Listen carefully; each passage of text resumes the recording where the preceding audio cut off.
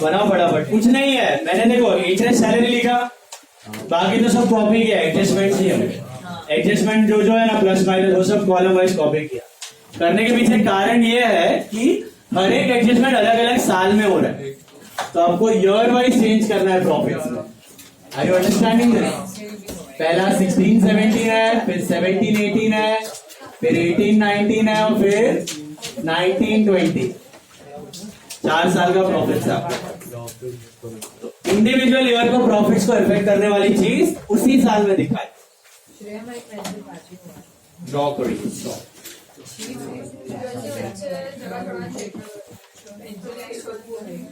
नहीं छोड़ो, एक लाइन छोड़ो, चले प्रेजेंट 2 लाइन छोड़ो, वो भी चले।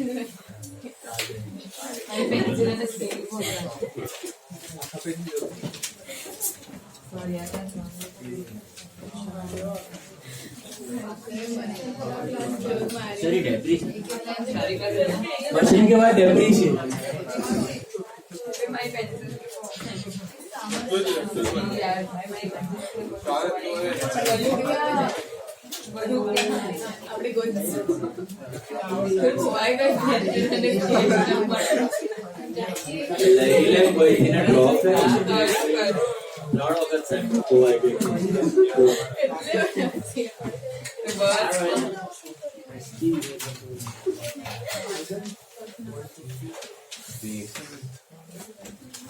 एक 2 3 4 5 6 7 12।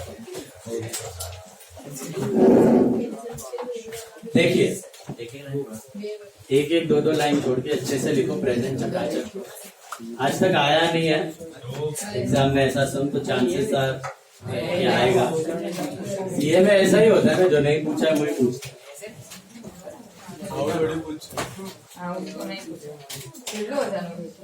10 मार्क्स 10 मार्क्स आना चाहिए। તમને વાંચવામાં તો 5 મિનિટ લાગે, 15 મિનિટમાં સમજાવું છું। प्रॉफिट बिफोर एडजस्टमेंट है, सैलरी टू पार्टनर है, इंटरेस्ट ऑन कैपिटल है, मशीन है, डेप्री है, stock, loss by fire, bad debts, profit after adjustments, pads and product. चलो फोकस, ध्यान आपको यहाँ। Let's begin. What are my profit? What are my years? 16, 17, 18, 19, 19, 20. This is 2,10,000, 2,60,000. This is 2,10,000 again. This is 3,05,000. मिला?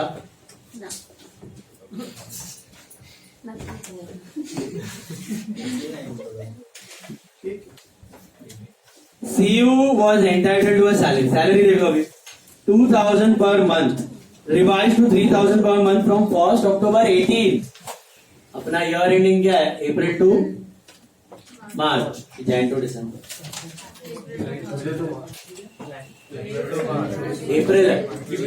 अप्रैल to March है। तो बंदे की salary 16-17 में 2,000 पर मंथ थी, तो साल की 24,000 माइनस होगी। सही बात। 17-18 के मार्च तक तो उसकी 24 ही थी ना, कब चेंज हो रही है? अक्टूबर 18 में हो रही है। तो इधर भी तो फुल ईयर उसने 2,000 ही लिया होगा सैलरी। अब ये this is the year of transition, change हो रहा है। फर्स्ट 6 महीना, 1 अक्टूबर को चेंज हो रहा है, तो 6 महीना 2,000 मिला है, नेक्स्ट 6 महीना 3,000 मिला है, तो 6 into 2 and 6 into 3, तो 30,000 सैलरी आपका डिडक्ट होगा। कैसा समझा? First 6 months 2,000, next 6 months 3,000। Is this clear? Got it? और इस साल तो पूरा 3,000 पर मंथ ही है, तो आई थिंक 36। इसलिए मैंने बोला वो एक साथ सैलरी उड़ा नहीं सकती, बीच में चेंज हो रहा है। ये सैलरी कट गया, एक्सपेंस है। इंटरेस्ट ऑन कैपिटल किसमें लेना है? इंटरेस्ट ऑन कैपिटल कितना है? कैपिटल 7 लाख, 7 लाख पे 8% कितना होता है? 56,000। एक साल में भी चेंज हुआ इंटरेस्ट, प्लस होगा कि माइनस? माइनस, तो माइनस इंटरेस्ट ऑन कैपिटल 56. ये दोनों समझ में आया? लास्ट समय भी किया था हमने, खाली सैलरी चेंज हो गई बीच में, उसमें चेंज नहीं थी, उसमें हर साल सेम थी, इसमें चेंज हो गई बीच में।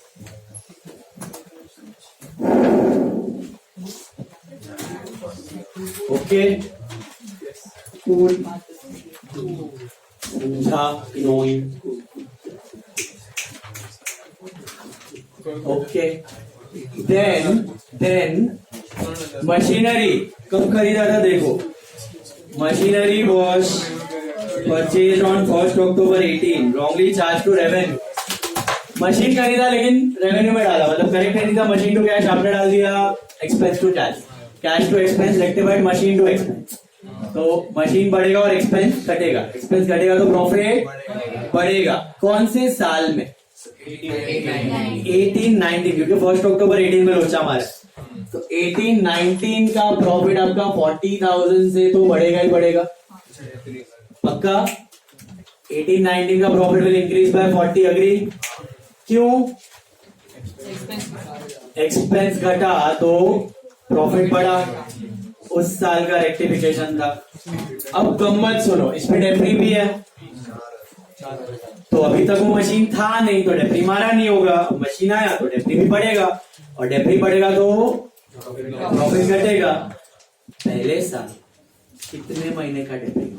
हाँ, क्योंकि 1 October को लिया, अक्टूबर, नवंबर, दिसंबर, जनवरी, मार्च, कितना टका है? 20% और 6 महीना, तो 4,000 का प्रॉफिट साइमल्टेनियसली घटेगा भी। रुको, अभी नेक्स्ट ईयर भी डेप्री तो मारा नहीं होगा आपने, लेकिन किसमें करना है? 40 में की 36 में? 36 RVM, तो 36 में 20% फॉर फुल ईयर, तो ये साल का भी प्रॉफिट 70-100 से घटेगा, करेक्ट। देन स्टॉक, देखो क्या दिया, stock on 31 March 2018 was over valued by 20,000, उसको क्या करना? 18 का क्लोजिंग स्टॉक ओवर वैल्यूड है, स्टॉक को घटाना है तो प्रॉफिट भी नहीं पा रहे, बढ़ेगा कि घटेगा? घटेगा, स्टॉक घटेगा तो प्रॉफिट्स भी घटेगा। कितना? 18 20 ना, 20 से आपका प्रॉफिट घटेगा। Perfect, cool, sorted. देन इसका स्टॉक घटा, प्रॉफिट घटा, बट साइमल्टेनियसली इसका ओपनिंग स्टॉक घटा तो इसका प्रॉफिट बढ़ गया। सो नेट डेट तो कुछ नहीं हुआ, सेम ही रहा, तो नहीं बढ़ेगा तो चलेगा क्यों? नहीं, क्यों नहीं चलेगा? क्योंकि अगर सिंपल एवरेज होता तो चल जाता, वेटेड एवरेज, तो वेट्स अलग, प्रोडक्ट अलग, आंसर अलग होता है, इंडिविजुअल प्रॉफिट चेंज होता है, तो you can't skip it. Okay, समझाड़ू के नोई पक्कू पक्कू। लॉस बाय फायर वैसे तो माइनस होता है, लॉस बाय फायर वैसे तो माइनस होता है, लेकिन ये लॉस P&L डेबिट में हुआ था, ट्रेडिंग क्रेडिट में नहीं हुआ था, तो माइनस करने की प्लस एड करने तो कौन से साल में था ये? 16-17 में कितना था? 10,000। क्यों ऐड किया? क्योंकि ट्रेडिंग क्रेडिट वाला इफेक्ट बाकी था, वो by goods loss by fire लिखते हो ना, सुना? तो by goods loss by fire वाला पार्ट रह गया था, तो क्रेडिट किया मतलब बढ़ा। ओके, चलो उसके बाद बैड डेट्स बाकी है ना, 56 कितना था? 5800। कौन से साल में था? लास्ट 5,800 प्लस की माइनस। अब ये सब करने के बाद एक प्रॉफिट मिलेगा आपको, उसको बोलते हैं प्रॉफिट आफ्टर एडजस्टमेंट। तो करो 210 माइनस 24 माइनस 1,40,000।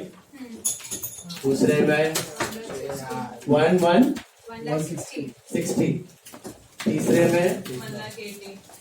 180.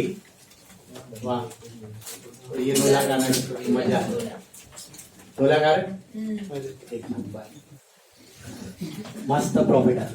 140, 160, 180, 2 लाख. और ये दिख रहा है ऑटोमेटिकली असेंडिंग ऑर्डर में भी है. तो वेट्स डालना सेंस बनता है. और वो लोग ने बोला भी है वेटेड एवरेज. वेट्स तभी असाइन कर सकते हो जब कंटिन्यूअस असेंडिंग कंटिन्यूअस डिसेंडिंग हो.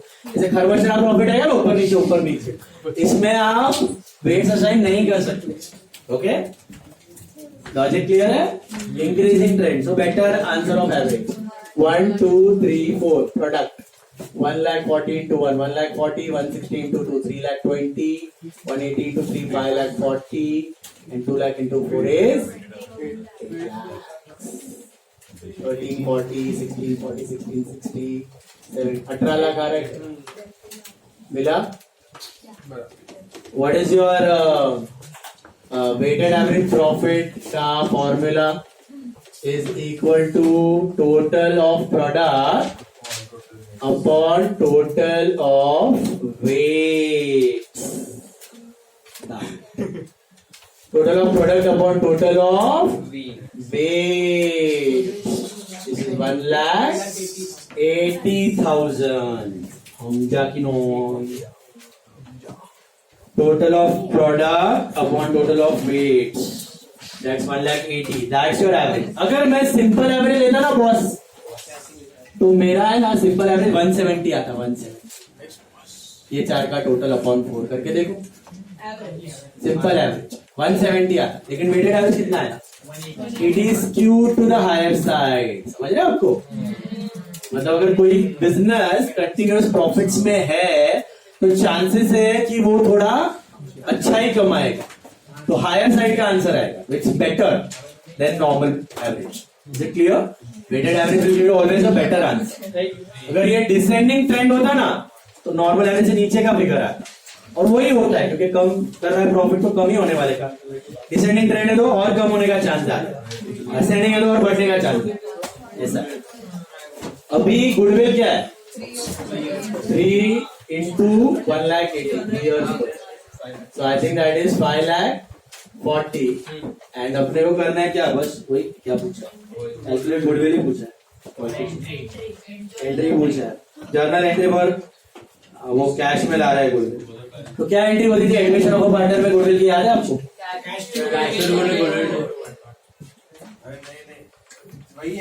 वो 12th का. अच्छा,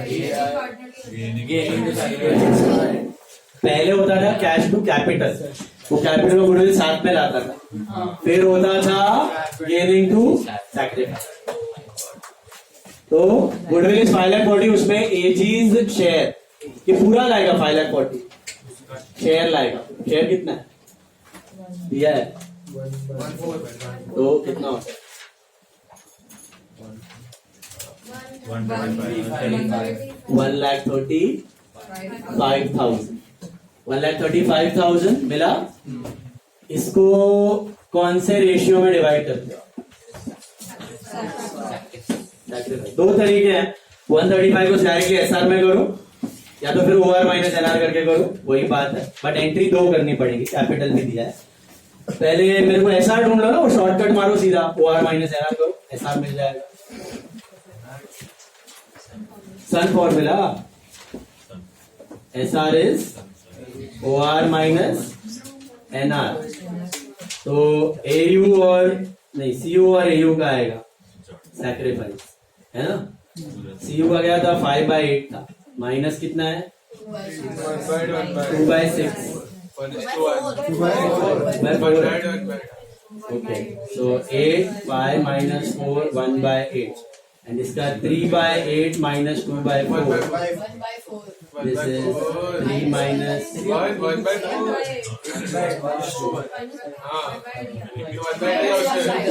1/4. हाँ बराबर. 2/8 3 minus 2 1/8. तो 1:1 आ रहा है.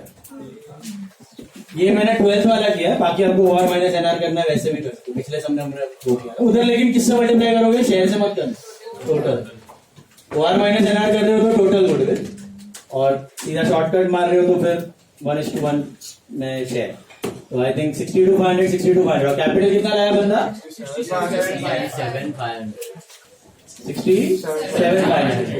कैपिटल कितना लाया, बैंक टू AG क्या 2 लाख लाया, और क्या 2 लाख लाया, नहीं 2 लाख प्लस 135, 3 लाख 35। याद है, ऐसे एंट्री करते थे आप लोग। एंड गुडविल दिया है तो कैपिटल में गुडविल एंड कर देने का, और एंड गुडविल नहीं दिया है तो मतलब वो 2 लाख के अंदर से निकाल देने का।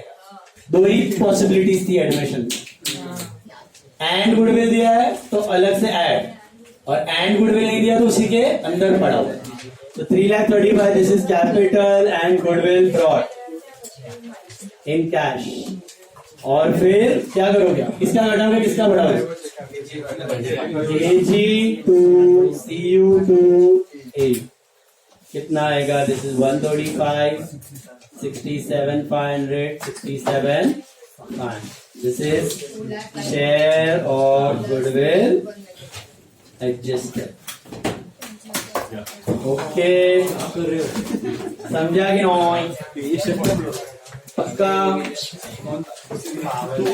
अच्छा, आज मैं आपको एक पेपर शेयर कर रहा हूँ और उसके कुछ क्वेश्चंस शेयर कर रहा हूँ।